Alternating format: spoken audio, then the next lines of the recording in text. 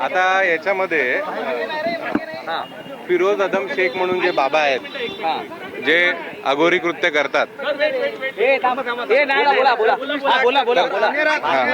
तर फिरोज अदम शेख म्हणून जे बाबा आहेत त्यांना अटक केलेली आहे आज, आणि आज कोर्टासमोर त्यांना हजर केलं.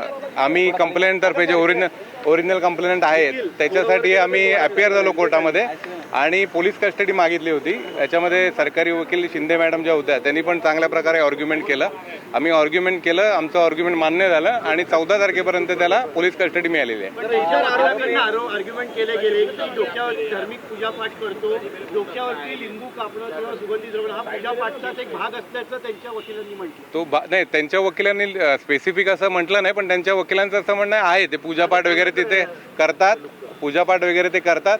आणि त्यांचं असं म्हणणं होतं की त्यांना म्हणजे जे आरोपी आहेत त्यांनी काय आम्हाला म्हणजे जे विक्टीम आहे आणि त्यांच्या परिवाराला इन्व्हाइट केलं नव्हतं. मग ती सध्या परिस्थिती हे स्वतःहून जे आहेत तिचे इनलॉज आहेत त्यांनी स्वतःहून त्या बाबाकडे ते घेऊन गेलेले.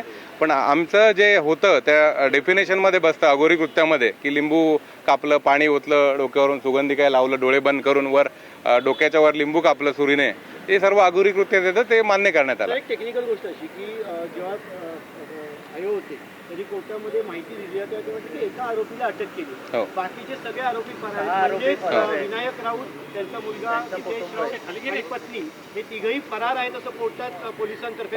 हे कुठेतरी जे सांगण्यात आलंय हे कोर्टाची दिशाभूल करणारं नाही का? कारण सकाळपासून इतर कोर्टात सांगण्यात आलं फॅक्ट आहे का की फरार आहेत विनायक राऊत. आयोने स्पेसिफिक नाव नाही सांगितलं, पण याच्यामधले बाकीचे जे आरोपी आहेत त्यांचा शोध चालू आहे असं सांगितलेलं आहे. शब्द वापरला की इतर आरोपी फरार एवढं मला काही याच्यात येत नाही, आठवणीत येत नाहीये, पण त्यांनी सांगितलं बाकीचे आरोपी याच्यात अजून सापडायचे आहेत. पण कुठतरी मग सापडायचे असं जर म्हणत असेल तर दिवसाढवळ्या पत्रकार परिषद घेत आहेत ते आरोपी, पत्रकारांना जर बाईट देत आहे आणि पोलिसांना सापडू नये, सर कसं सांगाल? म्हणजे पोलिसांनी आता काय आहे याच्यामध्ये आपलं बरोबर आवश्यकता नाहीये, सगळे आरोपी पकडू शकतात. आता एकाला पकडलं बाकीचे पण पकडले जातील, पण एक इन्व्हेस्टिगेशन ऑफिसरचा कुठल्याही तपासामध्ये एक स्ट्रॅटर्जी असते. आत्ताचा प्रायमाफेसी अटक होऊन उपयोग नाही, आम्ही शेवटला शिक्षेपर्यंत बघतो गोष्टी. तर त्या संदर्भात पहिला आरोपी याला आता डिस्कव्हरीमध्ये ह्याच्याकडनं जे येईल रेकॉर्डवर ते खूप महत्वाचं असेल, त्यांना शिक्षा, बाकीच्या आरोपींना शिक्षा देण्यासाठी. आरोपीच्या वकिलांनी पंचनाम्यादरम्यान काही लिंबू, धागे, दोरे हे देखील मिळाल्याची कबुली दिलेली आहे. या संदर्भात काय? येस ते रेकॉर्डवरच आहे. रिमांड रिपोर्टमध्ये पोलिसांनी जेव्हा आरोपीला अटक केली त्याला रंगेहात तिथे पकडलेलं आहे आणि त्या ह्याच्यामध्ये त्याच्याकडनं ते लिंबू आणि बाकीची सामग्री असते अघोरी कृत्याची ती तिथून पंचनामा करून रिकव्हर करण्यात आलेली. पुन्हा विनायक राऊत यांच्या अटक लवकर झाली पाहिजे मागणी करणार आहात?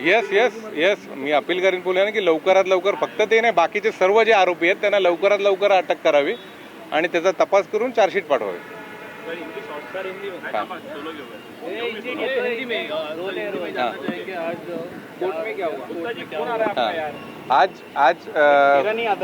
आज यहाँ पे थाने कोर्ट में जो इसमें से एक्यूज है एक फिरोज आदम शेख, उनको अरेस्ट किया गया था, तो उनको आज रिमांड के लिए प्रोड्यूस किया गया था. उसमें आज ऑनरेबल कोर्ट ने 2 दिन की पुलिस कस्टडी उनको दी है फॉर इन्वेस्टिगेशन.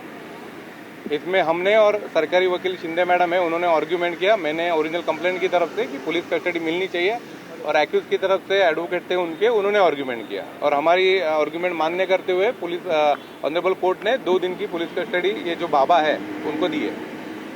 ये बाबा के एक बाबा और कुर्ला में है जो बचाव बच वकील ने कहा कि उनका नाम उल्लेख नहीं किया है, सिर्फ मुस्लिम बाबा लिखा गया है, उसके बारे में. क्योंकि जो विक्टिम है उनको कुछ मालूमात नहीं उनके बारे में. ये जो सारे लेके उन बाबा और ये सारे जो है उनको उनके पास लेके आया करते थे, जो इनलॉज है उनके हस्बैंड है उसका, वो उनको इसके लिए उससे डायरेक्ट जान पहचान कुछ है नहीं विक्टिम की, इसके लिए उसको नाम पता नहीं है. पर वो आगे जाके इन्वेस्टिगेशन में अगर इन लोगों को अरेस्ट करेंगे जो बाकी आरोपी है तो उनके इन्वेस्टिगेशन में उनके नाम वगैरह क्लियर हो जाएगा. जज साहब सामने पुलिस ने कहा है कि बाकी सब आरोपी फरार है, जबकि वो आरोपी एक मीडिया के सामने आ रहे हैं.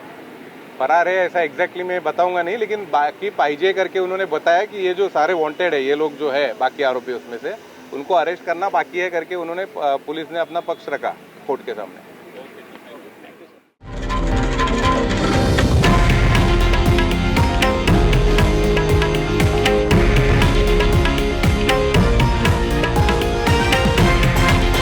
हे आहे देशातील नंबर 1 न्यूज नेटवर्क आणि आपण पाहत आहात TV9 मराठी, एकमेव